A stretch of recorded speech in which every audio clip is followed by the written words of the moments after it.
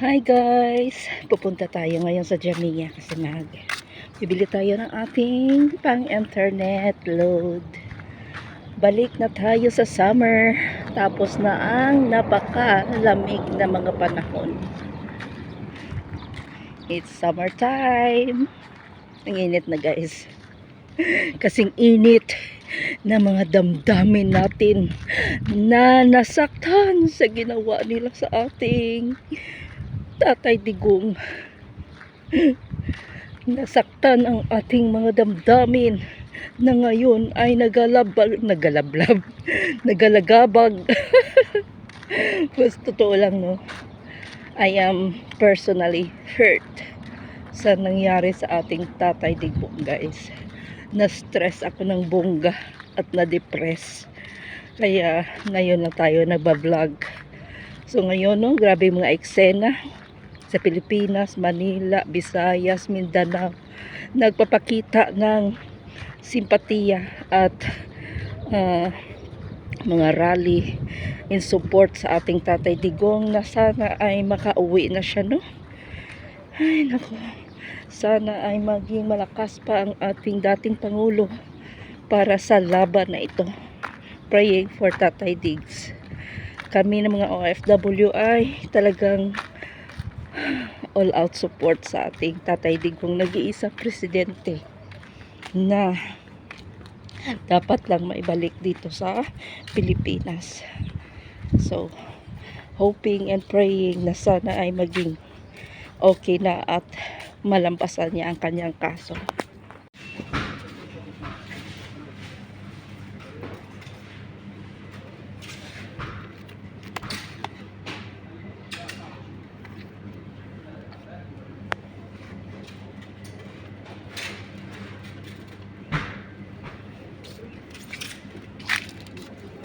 Kagwapo ka kamatis.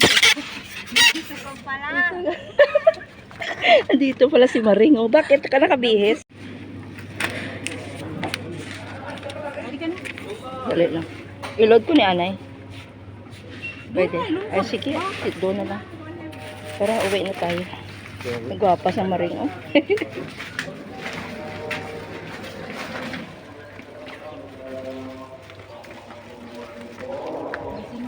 Maaga pang sahod mo ah. Sahod ka na? Sahod ko pa to sa ano? Tag-init na. Tapos na ang summer.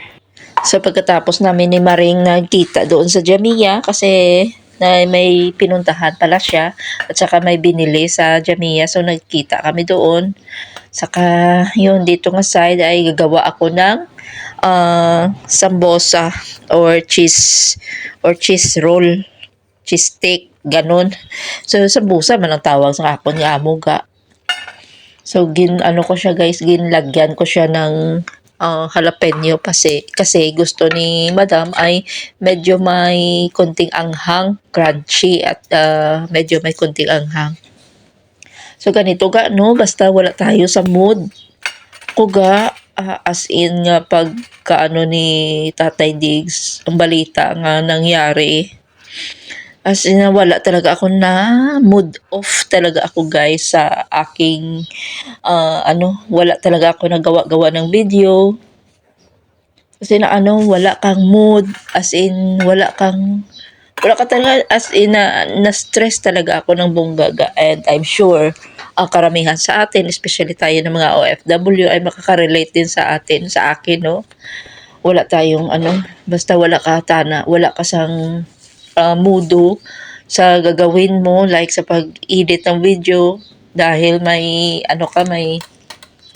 may pinagdadaanan ka, ay hindi mo talaga magagawa ga. So yun, hindi tayo nakagawa ng video mga 10 days na or kasi yun ang nangyari, as in wala talaga ako gana magawa-gawa ng mga content kasi nakaano lang ako sa mga pangyayari, nakapokus ako sa mga pangyayari at saka sa mga nako, syempre nag-iyak-iyak din tayo ga eh.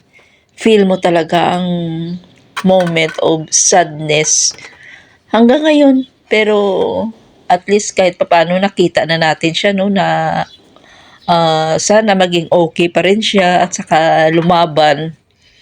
especially ang kanyang physical, ang kanyang health, no, hindi mag-deteriorate ang kanyang health kasi ay nako, malaki talagang kaguluhan ito as in, no, mas malaking problema talaga ang harapin ng Pilipinas pag may mangyayari sa ating pangulo.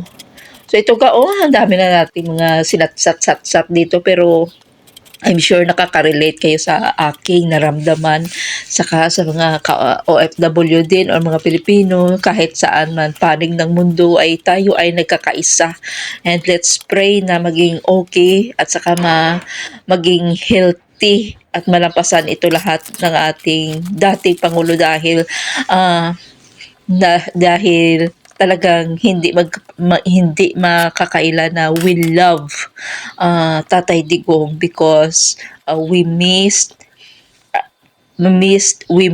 ang kanyang panunungkulan na talagang ibang-iba talaga sa lahat ng mga presidente na nagdaan, no? He is really a father to us. Kami na mga OFW ay talagang naramdaman talaga namin ang kanyang mabuting pamumuno at saka pagbigay ng importansya sa aming mga OFW, especially noong panahon ng pandemic ay talaga naramdaman namin ang importansya na binigay niya sa hanay ng mga OFW, kaya samahan natin, no? Let's pray na malampasan lahat ito ng ating former president, ang dagok na hinaharap sa ngayon at saka ng ating bansang Pilipinas. Salamat sa panonood, guys! Could you find a way to let me down slowly? A little sympathy, I hope you can show me. If you wanna go, then let